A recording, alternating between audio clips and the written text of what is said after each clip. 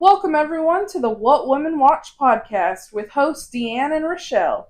This is the podcast where sisters meet the screen and you will hear opinions you never asked for, as two sisters get together each week for a fun-filled watch and review podcast. You can follow us on Instagram, Facebook, and YouTube at What Women Watch Podcast, and on Twitter at What Women Watch. You can also leave us reviews and comments, and we will try to address those as we can. Who knows? Maybe we'll even give you a shout-out on here if you ask a good enough question. Thank you for joining us today for our third episode. We are so ready to jump right into our movie review. Today's movie is Hitch. The stars of the show were Will Smith as Hitch, Eva Mendes as Sarah, Kevin James as Albert, and Amber Valletta as Allegra. The director was Andy Tennant, who went on to direct The Bounty Hunter and Sweet Home Alabama. So basically, Hitch was a movie about a guy who gives pointers to men about getting and going on dates with women. He was hurt in a past relationship and wants to use what he learned to help men in their relationships. One man that he decided to help was Albert, because he's interested in Allegra Cole, which sparks an interest in a gossip journalist, Sarah, that wants to dig up this juicy story and land a headline. Hitch and Sarah end up meeting at a bar and begin to date one another. Sarah finds out who Hitch is in her research and gets the wrong idea. She lands the front page headline and exposes him. He explains himself and she feels bad and apologizes, and everyone eventually ends up with who they are supposed to. The movie ends at Albert and Allegra's wedding, where everyone is happy again. It's time for the Big Five breakdown. Ready, Rochelle? Yes, I'm ready. Topic number 1. We have to talk about the comedy that was written so well in this movie, but then we also have to talk about the quotes that did not land as well. Rochelle, please take us away, because this was one of the things that you pointed out the other day. So, the thing that I had noticed first and foremost about the movie was how well written the comedy was. It was very, very refreshing to see a comedy movie that the jokes weren't vulgar, they weren't rude, like they weren't basically bullying each other. It was honestly just funny situations mixed with Will Smith saying funny lines, and it was actually really funny. What would you say was your funniest takeaway from the movie? What was your favorite funny moment? I really liked when it's the part where Hitch is talking Albert through what's going to be him and Allegra's first date, I think. Their first date. And they're going to this little party, this little fashion party, I think. I'm not quite sure. But when they get there, there's going to be music and dancing. And Hitch is like, so let me teach you how to dance. And Albert's like, no, dude, I got that. I'm not even worried about that.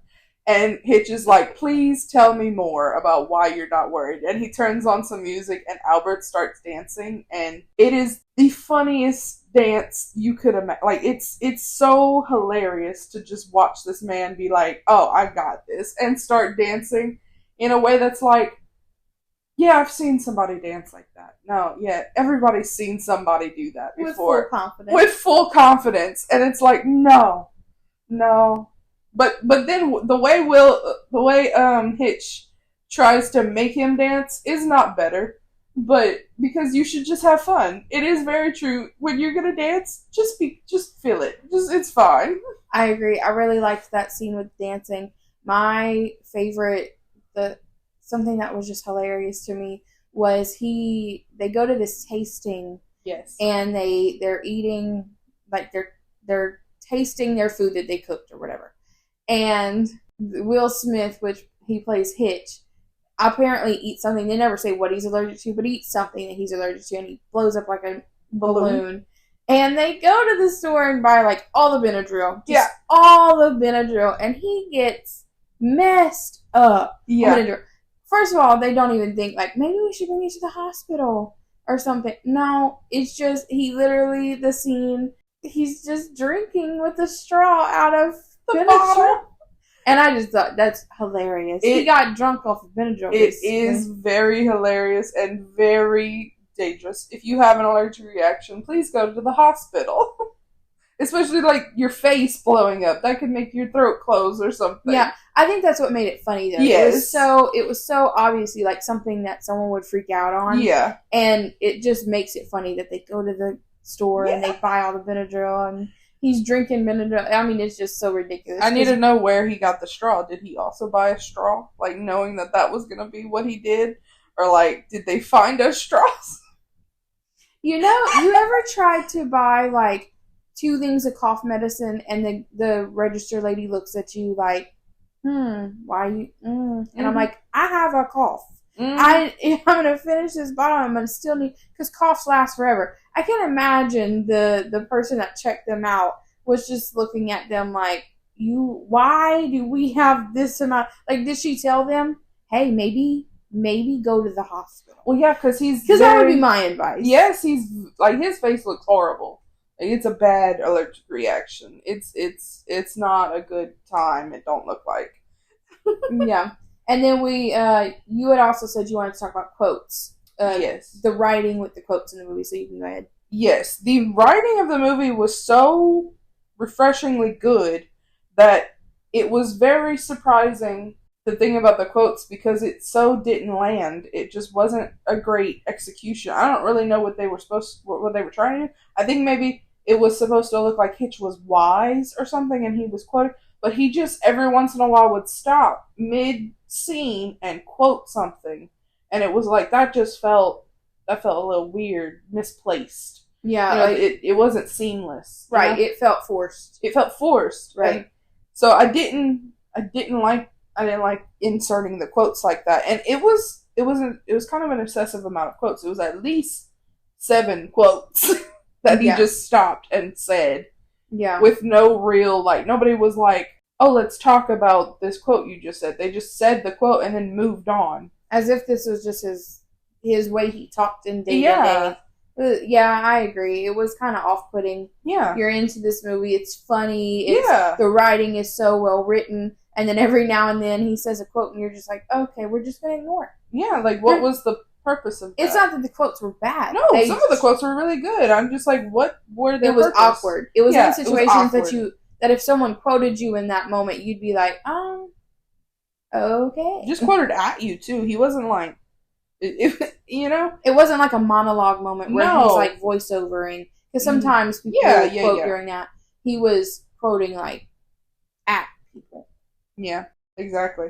So I just didn't, it didn't feel authentic. Is kind of what I'm saying. One of the quotes that me and you both did talk about, though, that we did like was he said, begin each day as if on purpose. And I did like that quote. I don't think I've ever heard that anywhere else. And it kind of, I was like, yeah, I was good. I didn't know if he was just like, if the quotes were Hitch coming up with life advice or if it was Hitch quoting something. Right. You couldn't tell. It was just in a quotey way. Yes, you could tell it was like he was trying to be quotable or something like that. But I couldn't tell if he was quoting something or if that was Hitch speaking advice. Right. You know, and even that was that made it feel extra awkward because if he was like quoting somebody, like you give credit or something, like you tell me who said that, you know. But like you said, I don't think I've ever heard that anywhere else. So maybe that was just Hitch giving advice. Maybe it was a little awkward. They just could have did it if they were going to try to do that. They could have made it less awkward. It just felt really out of place. Yeah, Will Smith's definitely a good enough actor to have pulled it off. He could have pulled it off, but I felt like whoever wrote it was like, "No, you got to quote this," and he was like, "I mean, okay." Right. Topic number 2. At the beginning of the movie, Allegra is this famous girl that we meet. She's one of our characters, and you find out that she has a lot of money. We don't know how, but she just does. And she's in this kind of office, and she has these all men around the table, and she's basically asking them to spend her money on investing in her friend. And so that's what we decided to talk about for point number 2, was her having to ask permission to spend her own money, and how that kind of made us feel like, that's a little it's a little strange. So Yeah. She was in like a boardroom, and it says it's her accountants, right, and which makes sense that they know about her money. What I was like, why do you have to ask? Because it looked like she was very shyly asking, like she didn't have full access to it or something. But she definitely did, though. Like it was said somewhere that like because that's the big moment where Albert gets noticed, and he's like, "You don't have to ask us; it's your money." And like, yeah, I agree with him, but like, he's right. Like, why was she asking permission? Like, she could have just been come in there and been like, "Hey, this is what I'm doing. Y'all write it down." You know? right. Like these are your accountants. They might give you. I don't know what accountants normally do, but they might give you like financial advice. Yes, that's what. So they might for. advise you like, I wouldn't do that. Yeah. You know, I would go this way with that amount of money. But just straight up telling her no, because sure he was like, we can look into it, but it was obviously a no. Yeah, it was obviously he said something like, if you want to invest your money, we'll put together a portfolio of people you can invest in. And that's not what she was asking. She was asking specifically to invest in her friend. Right. Like fashion business or something. And he was just like, no. They didn't even ask her, like, to get details about the business. They were just straight up like, nah, it's cool. Yeah, that's what I'm saying. It was kind of weird watching a grown woman asking for permission to spend her own money from, first of all, it was all men. Yeah. And that's fine. Maybe that's the only accountants that was available. No women were accountants in the movie, but whatever. But it was I don't know. It was just a strange moment in the movie but it made it feel uncomfortable. Yes. The movie they weren't saying, "Oh, this is how it should be." No, because like you said, that was Albert's big moment of being like, "No, you should do what you want." So obviously the movie did agree that she should be it was supposed to make you feel like, what the hell? Yes, exactly. It wasn't normal, no. Which I liked, because some movies would have just passed that off and I'd have been like, no, that's not okay. No. But it didn't. It was supposed to be awkward and make you feel a little like, no, nobody gonna tell me what I can and can't invest my money in. Yeah. It's my money, not yours. I don't know if you remember that. Yeah, I sign your checks, actually. Yeah. So, yeah, the movie definitely did a good job because I literally said out loud, I was like, it's her fucking money. What are you talking about? You know, as soon as he started talking, I was like, no. And then Albert stood up for her, and that was his big moment. And I was like, he is right. You know? Yeah. I would understand if she was like underage, because they did say something about this was who her dad hired, so maybe this is like from a trust. Yeah, but it felt like maybe she got like into his company or I'm not sure. They don't explain it much. But what I'm saying is, like, if she was underage, yeah, that makes more sense. Acting to go on like a vacation of some sort, and the parent or somebody having to approve the money, that's different. Yeah. But this grown woman sitting in a room full of people asking to use her money, yeah, no. You know, it literally made me out loud say, absolutely not. Get your money. Right? Like, hire new people. They should definitely be advising you. That's their job. But they should not be, like, dismissive of your ideas. Yeah, I also kind of think that she should have part of the hiring process, because I'm pretty sure they said in the movie her dad hired them. Yeah. And I feel like she should be able to choose who she hires for this. Maybe, like, if there's that many people and her dad wants to be involved in it, the dad could hire, like, half of them and she could hire half. That way they both have a voice in it. Yeah. Because it just didn't feel right to have this grown woman being like, can I spend my money on this?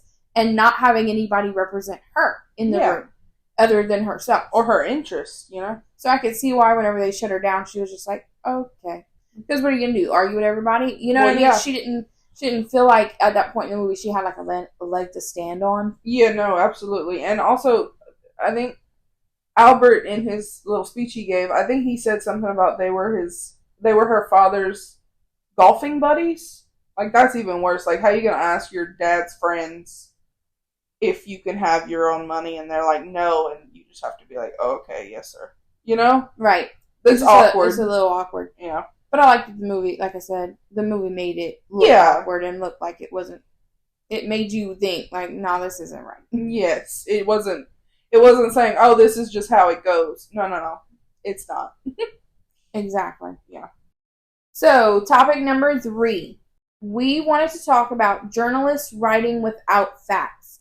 The reason this came up in our discussion while we were talking about the movie, because we usually watch the movie and then discuss it, is because one of the main characters, and you really like her, it's Sarah. She's good. She's a gossip journalist. And, okay. But she writes this article that's like a headline about Hitch that isn't even true. She says that he would help people get laid, or something, is how she words it. And that's not at all what his business is. No. Yeah, I think the exact article was something like, this man can get you in bed with Allegra Cole, which is rude to Hitch, because that's not what his business is about. But it's also rude to Allegra and Albert, because they were actually dating and liking each other. Exactly. And now Allegra's like, oh, he was just using me to sleep with me, and I was falling for it. And Albert's like, oh no, she hates me. And it just fucks up a whole lot of stuff. Right, with she didn't even know anything. She did not know. She got her source was a guy that Hitch refused to work with, and then that guy, his name's Vance, slept with her best friend, and as he was running out the room after they slept together, he was like, damn date doctor. And that was the whole source she had, was that this man knew, like, had talked to the date doctor. The date doctor was real, and that was what she ran with. Like, she did not know that Hitch had refused to work with Vance, because Hitch did not like the fact that Vance wanted to, in what the movie said, was hit it and quit it. Because Vance ran into Sarah's friend at, like, a lingerie store and fell in lust with her. And basically was like, I can't think of anything else, so I think I should sleep with her so I can forget about her. And Hitch was like, no, dude, that's not what I do, and that's fucking rude. You should go to therapy. You know? So, and Sarah was just completely wrong. She just didn't look any further into it. Right. And the movie does say that she's wrong. Yes. She does go and apologize to Hitch whenever she realizes that she's wrong. But it did make me think, like, in real life, if we were talking about real life, how many times, I mean, media is so big now, way bigger than it was ever. It's bigger than ever. How many times we're reading headlines that have nothing to do with what's actually going on. You know what I mean? Like, how many co-stars in a show pretend to date just to make the show more popular? Oh, yeah. And it's just for the headline. It's just for the headline. But that kind of is them saying, okay, I'll go along with it to make the movie sell more. But let's talk about something like someone walks out and they're taking these pictures of these women, like paparazzi, and they're like, oh, so-and-so's pregnant, and she just ate a burger and is a little bloated. That is so rude. You're going off of no facts. You have no right to me, the media and the paparazzi have no right to comment or to have an article of any sort on someone's personal life. Yeah. If you're like, okay, we're reviewing movies. This is not real people's life. Yes, exactly. And we're also not going to bash, oh, this person is a bad actor. That's their livelihood. I want to talk about the script and the writing of it and the hypocrisy or whatever's in the movie. We're talking about fictional characters. Yes. I don't feel like people have the right to judge and to, if you're judging in your own brain, that's your own problem. But if you're putting this out for the world to see, I don't know, that's a different kind of twisted in my mind. Yeah, and sometimes it's not first off, it's not real. And second off, they're doing it on purpose sometimes. They're like, oh, I know this is fake. I'm going to find the worst picture I can find in the most unflattering light and say she's ODing or something, like on drugs. Right. And you're just making stuff up. And what if they actually are struggling in their personal life with something? Well, yeah, because they're real people. It hits on it a little bit, but it never really, like, the movie doesn't shine a light on it exactly. But the way that it makes Allegra and Albert's relationship crumble, like, can you imagine how many, like, celebrities and stuff, their relationship doesn't work just because the media will not let it work. You know, like, could you imagine a camera or a social media or a journalist following you to always get into every private moment in your relationship? I couldn't imagine that. And this movie kind of made me think about that. She got mad. This is what happened. Whether, this is just what happened. She wouldn't have wrote it. She wouldn't have written it if she was still she was in love with this man, or if she would have went to him and asked him. She was mad. She wrote the article out of anger. She almost ruined lives. Yes. Out of anger. Yeah. Which shows how much power a journalist or someone on social media has. And that's scary. That's scary to think that people will believe what you put just because they're like, oh yeah, that makes sense. That makes sense that, this man would be giving men advice and it's going to be corrupt and it's going to be, and because it makes sense in their head, they're like, yep, it's fact now. And I'm like, oh man. That's not how facts work. Not how that works. No. Not how that works. And even if you have a strong source, good people lie. Yeah. For the wrong reasons. It's people are imperfect. Mm-hmm. And it's just, I don't think you should have the right to take pictures or to write about people's personal life. I just don't. No, I don't think so either. I disagree very strongly with I'm not saying all paparazzi are bad, but I disagree with the kind of the idea of them, because I don't think it should be legal to just take pictures of people and write any headline, not caring if it's true or not, no fact checking, and just post it for everybody to see. You know what I mean? Because it's rude and it's wrong. If you're like giving an interview with somebody, that's fine. Whatever the person says in the interview, they consented to be interviewed. Whatever they say is on them. But if you are just stalking somebody and taking pictures of them and writing whatever you want, that's very, very rude. And also, like, with all the photo editing stuff they have nowadays, you could just make any shit up and people will believe it if it fits their narrative, if it fits what their idea is in their head. Right. And that's just wrong. It's wrong, and you can see it's wrong. But also, I went to school and took, college, and I took classes on journalism. It's taught that that's wrong. You should not do that. You should fact check. And I had grades on fact checking. Did you just pick up a camera and had hate in your heart, and you were like, I'm gonna find these people and I'm gonna make shit up about them? I think it becomes a popularity contest. Yeah. Because it's kind of like whenever you get a job somewhere and you're wanting to be like CEO, you want to get to the top. The way journalists and paparazzi people get to the top is how popular their images are. And you would think they would be like, oh, if I make people look really good.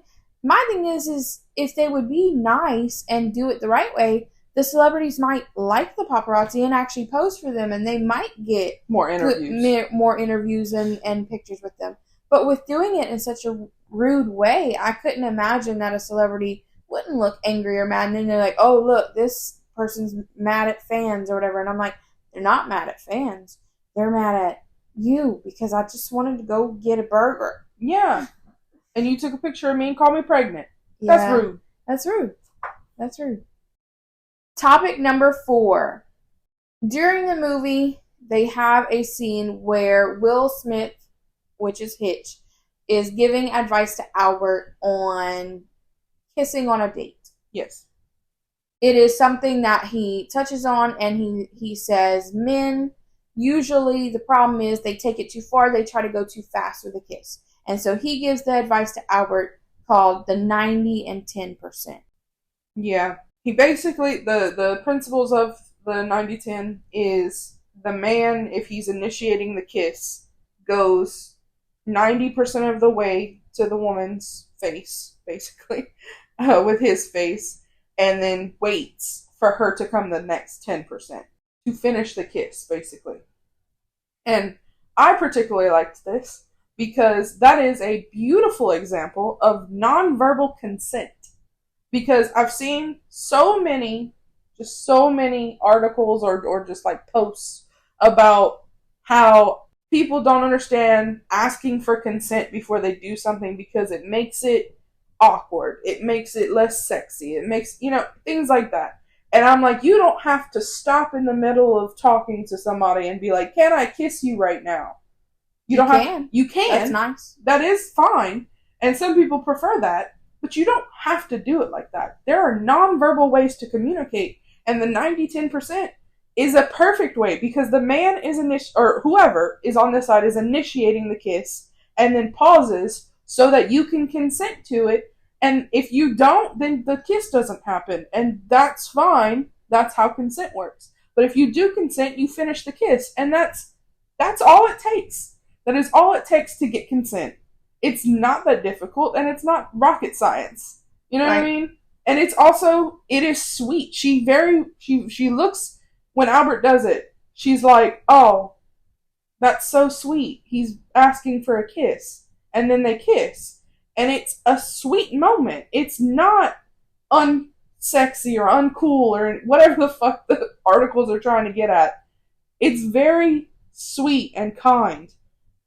I think it adds, as a woman, at least I can speak from a woman's perspective. Yeah. I think it adds a sense of security of he didn't push it on me. Yeah. So, like, for example, whenever I went, I've gone on first dates before, and there's always moments where they'll put their arm around you, or they'll attempt to, like, lean your head on your shoulder or hold your hand. There's always a touch of some sort in a first date, usually.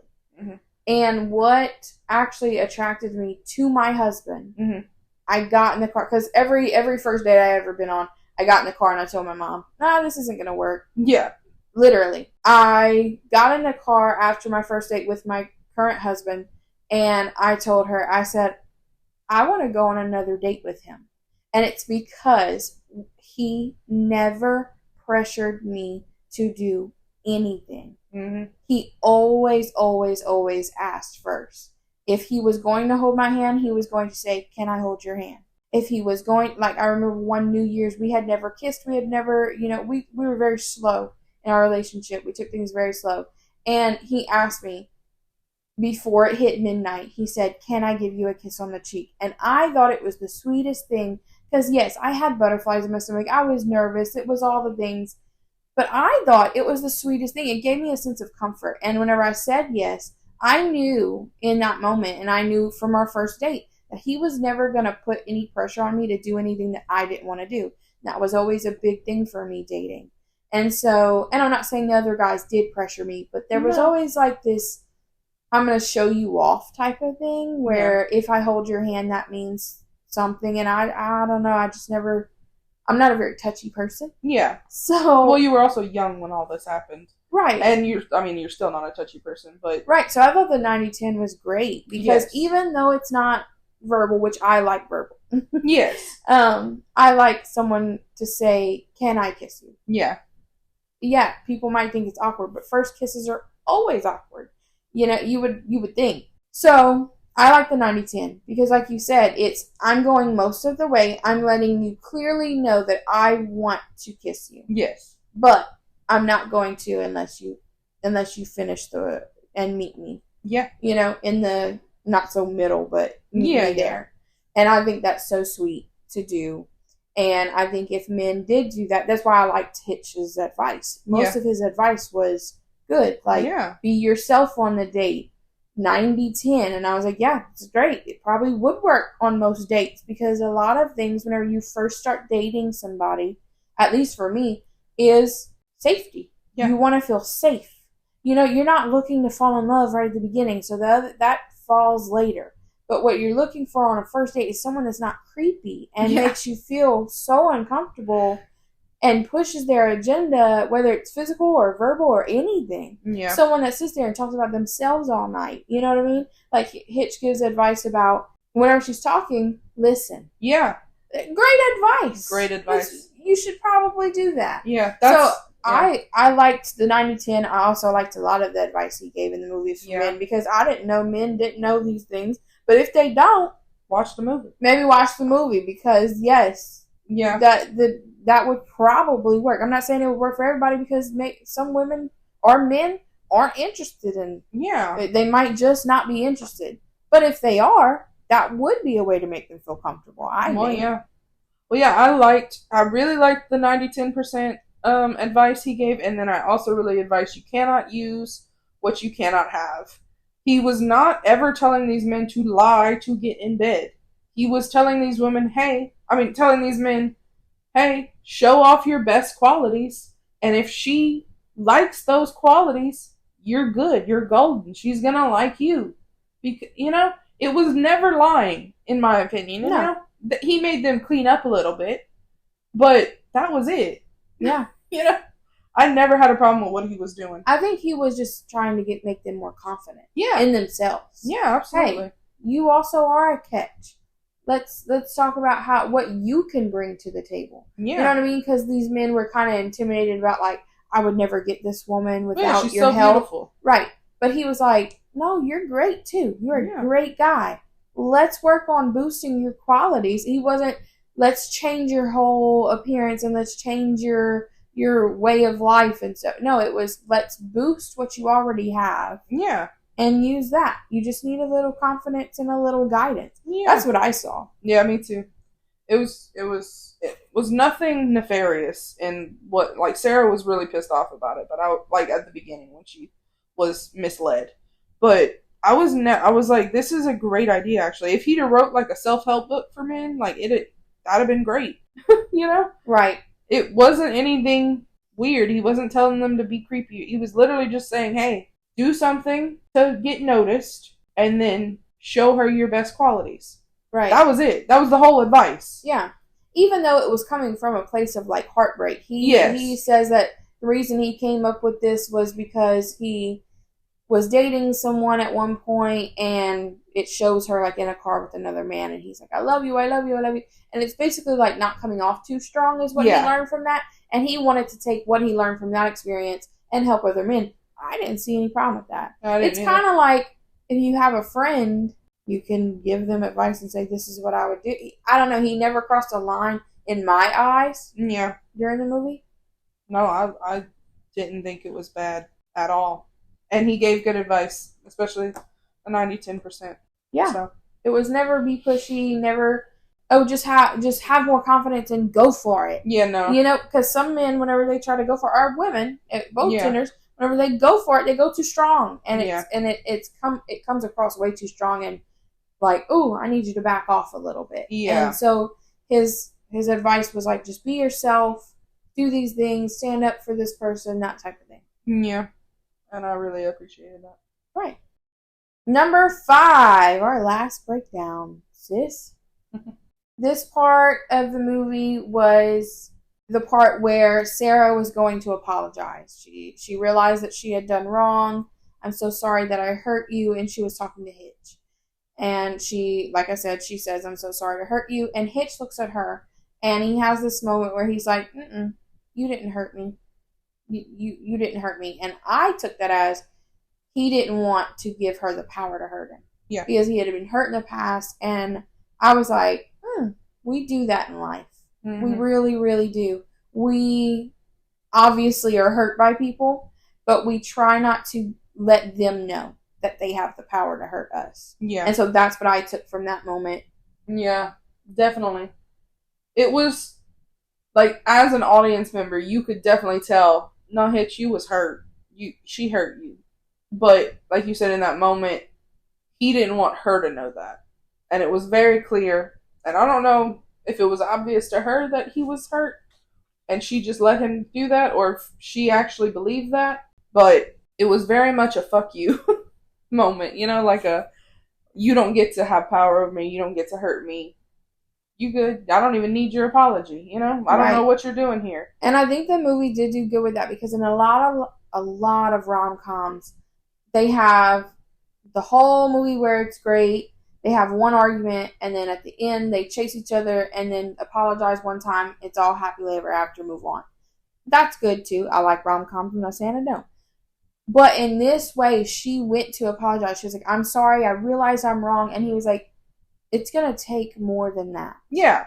You didn't, and he even says, you didn't just do this to me. Yeah. I am friends with Albert. and he is good for Allegra. How can you do that to someone? I didn't know you as well as I thought I did.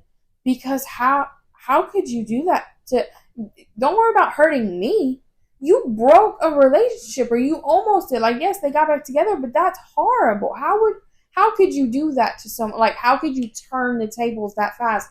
And I was like, that is so good because in real life, if someone hurts you or hurts you, but also someone you care about, and they come up to you and they're like, I'm sorry I hurt you, I made a mistake. You might want to forgive and just run up and hug them and forgive them.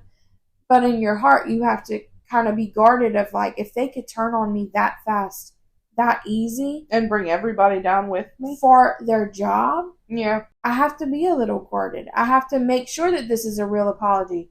Because I'm not going to lie, in my mind, I'd be like, okay, you just apologizing to get an interview. Right. And you don't mean it like that, but like, you kind of have to think, like, are you just trying to get more information about my business? You already exposed me to the world, and I'm not even doing anything. You didn't ask me.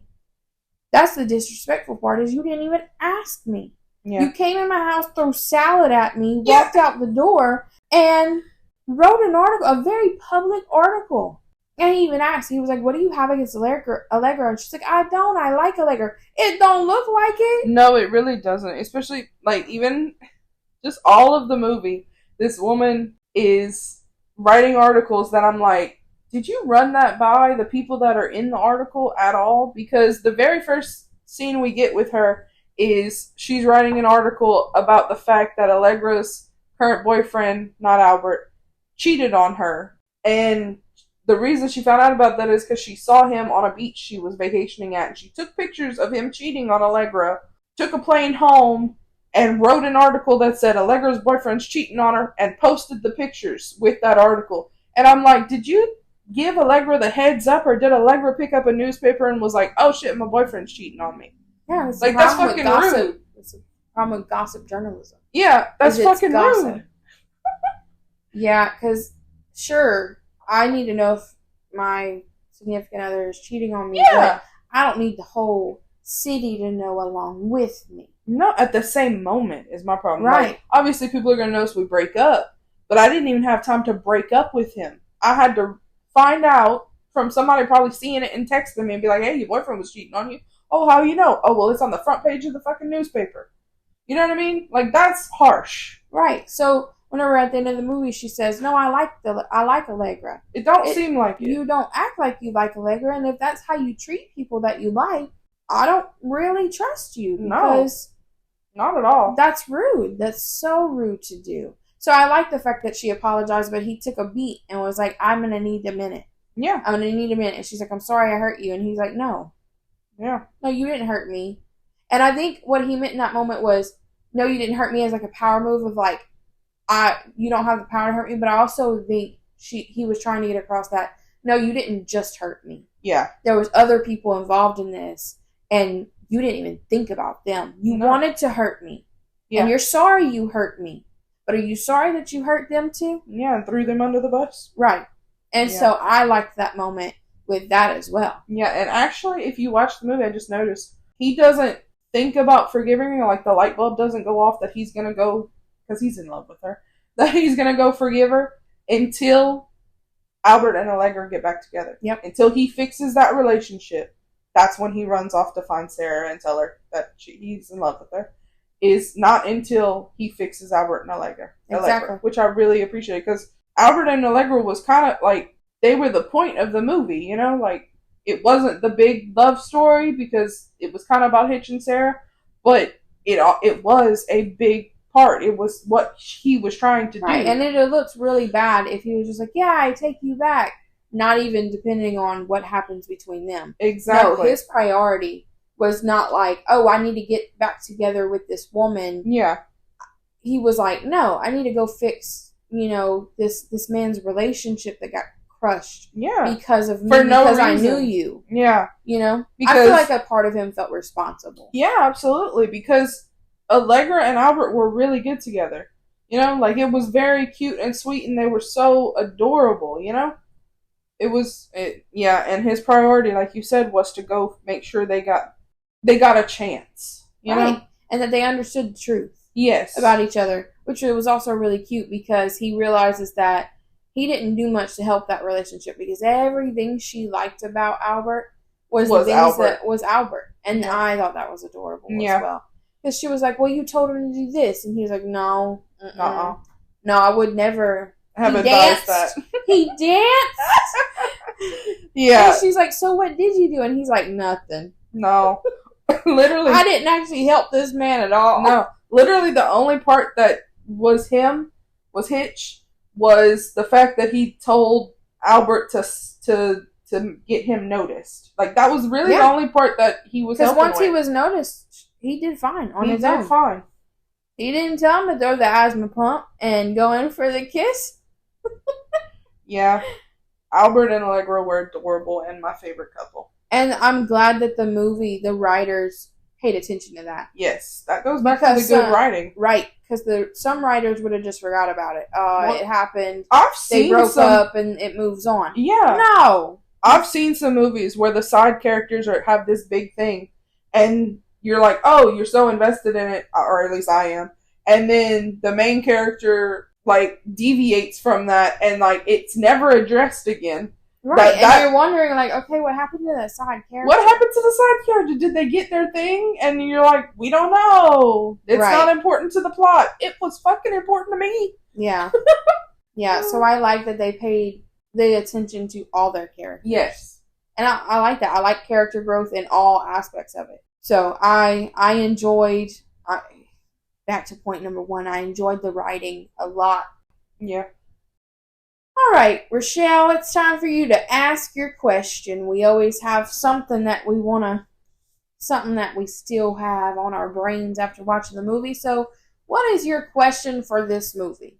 Okay, so I thought about it, and my question, basically, I wonder if Hitch's strategy for being noticed and all of that stuff and getting women, I wonder if it would work the opposite way. Like if he'd have had a woman show up and be like, hey, I like this man, or whatever. Can you help me?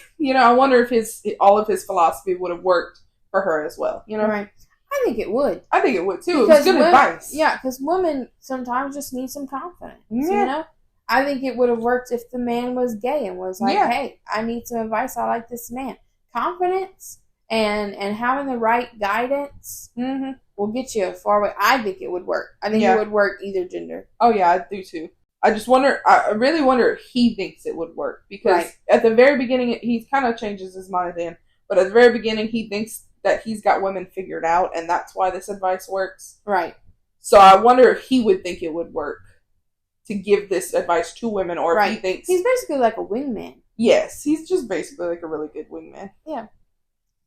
My question that I have after watching this movie is, I'm sure y'all could tell while I was talking about it, I want to know what gives people the right to write about other people's lives. Yeah.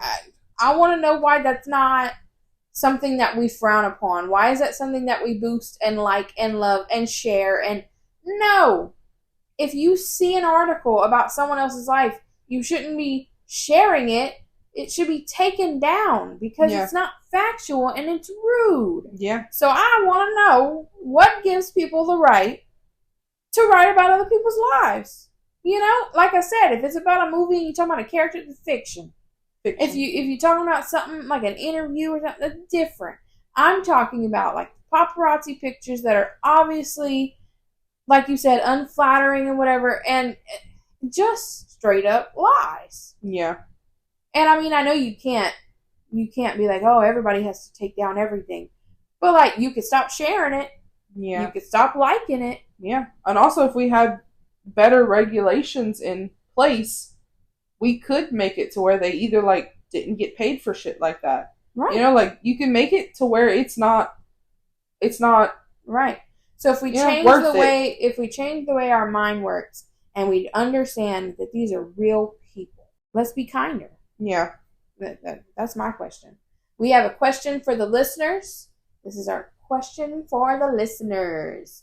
So do y'all think that his job was crossing a line and tricking women into dating men? Or do y'all agree that he was okay in giving men confidence and helping them gain dates. Absolutely, absolutely. You ready for my favorite part? Sister scores. Rochelle, what's your score? Okay, my score for this movie was 4 hearts.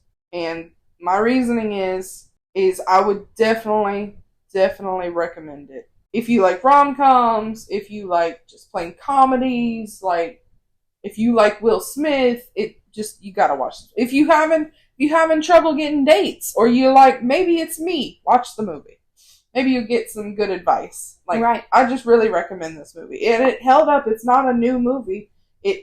The comedy held up. A lot of comedies don't hold up because they're just rude or offensive. I didn't find really anything that I could find that was offensive, you know? Right. And maybe some people could. If you can, let me know. Yeah. I'll rethink on it. But I couldn't see anything. Right.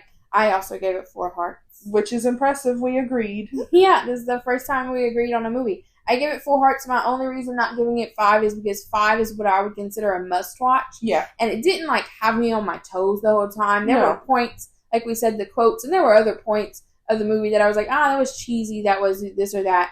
I wouldn't consider it, a must-watch. You have to go out and watch this movie now. But I would highly recommend it. Yes. I would absolutely say that even if you're on, a date with somebody, I would watch the movie. And it's really, really good. So that's why I gave it 4 hearts. Yeah, absolutely.